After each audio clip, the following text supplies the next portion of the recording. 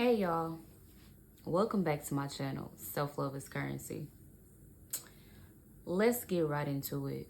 So, you have found yourself in another relationship with a narcissist. Yes, you heard it right. You have found yourself in yet another relationship with a narcissist. First step is to be honest with yourself. And that actually might be hard right now because you're just confused. You're like, well, they presented themselves this way initially when we first started talking. Now, they're maybe not a completely different person, but it's like night and day. So you're just in your mind toiling with the differences and what was initially presented to you. And you've experienced this before. And after that first encounter, the first relationship with a different person, you went on your healing journey because you wanted to make sure that you got all that residue, all that shit from the past. Because that's where you admitted to yourself, you learned it from your parents, your caregivers, people in your family were either narcissistic or displayed a lot of narcissistic behaviors or tendencies. So you were programmed. And it upset you. You struggled a lot and was put in a lot of situations because of that. But instead of succumbing or also becoming a narcissist yourself, you went on a healing adventure to rewrite the past, to do some deep diving and deep digging so you could pull up all of those toxic roots that would lead you in the same direction as a narcissist.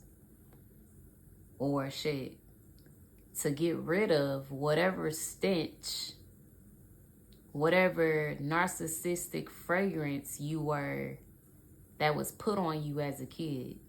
You wanted to wash all of that away and reinvent yourself. So you went on your healing adventure, and it was tough. It was tough trying to navigate somewhere you had never been before. You just know how you didn't want to feel. You just know that you didn't want to deal with the lies, the infidelity, the confusion, the mental fog, being put on a pedestal just to fucking be let down and belittled.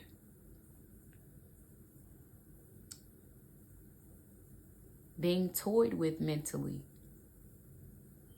lied to and lied on by the person closest to you. That's a hell of a plot twist. Because you never would have expected this level of betrayal. And yeah, you did see some things that were like, that made you kind of scratch your head. But you like to give people the benefit of the doubt simply because you know that your childhood was traumatic. And you got away, literally, by the skin of your teeth. So you like to give people the benefit of the doubt. But you still know that those experiences you've had or did have growing up, they kind of primed you to deal with certain people and their personalities, behaviors, or their bullshit. But say it ain't so. You didn't want to believe it. You're like, oh, okay, I grew up in a family like this. Like, this can't be happening 20 years later again, but in a different body. So you go through that relationship, and like I said, things end. And you vow to yourself to not get into another narcissistic relationship. And you're there. And you're like, damn, this was never supposed to happen again. But what's the saying? The second time around is with wisdom. I'm not sure how the saying goes, but y'all get what I'm saying. If the experience happens again, you do have wisdom. You do have a toolbox to pull from. And it's important to give yourself some grace during this time.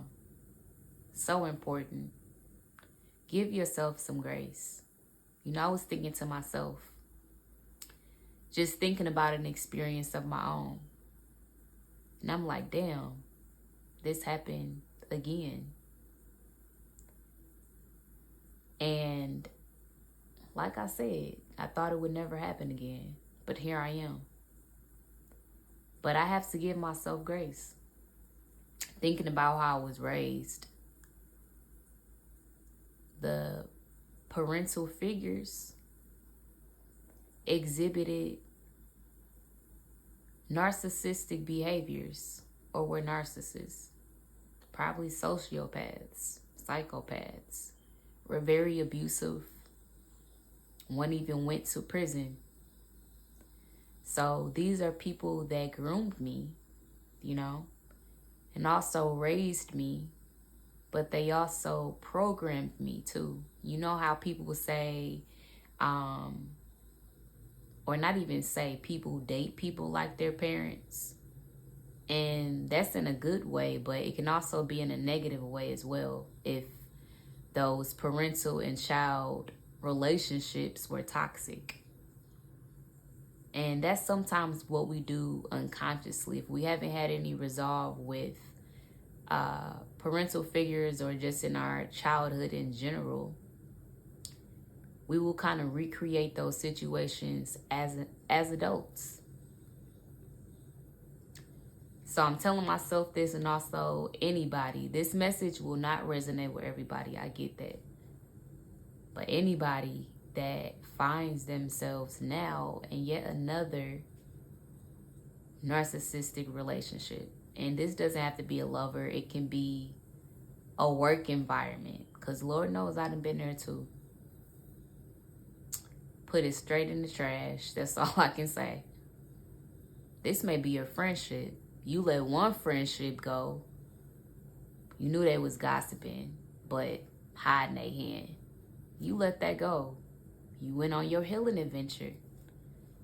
You wouldn't even study no damn friendship in your adulthood, for real, for real. You just want your peace. But yet you let another person in. You like, damn. The devil wants you to feel guilty right now.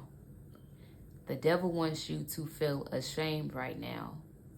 And wants you to discredit how far you've come. But this is not the time to do that. It's just the test.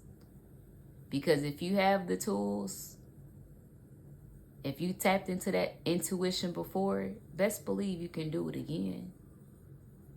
If you went through all of that bullshit in the past, best believe you can get yourself out of this too. So just be encouraged. Give yourself grace. And maybe you need to repeat your exit strategy or your severance strategy, your cutting ties strategy that you did before, but add a little, razzle dazzle to it right now. So like I said, this message will not resonate for everybody. But if you are that somebody, just know, I know it's real. But God ain't raised no dummy.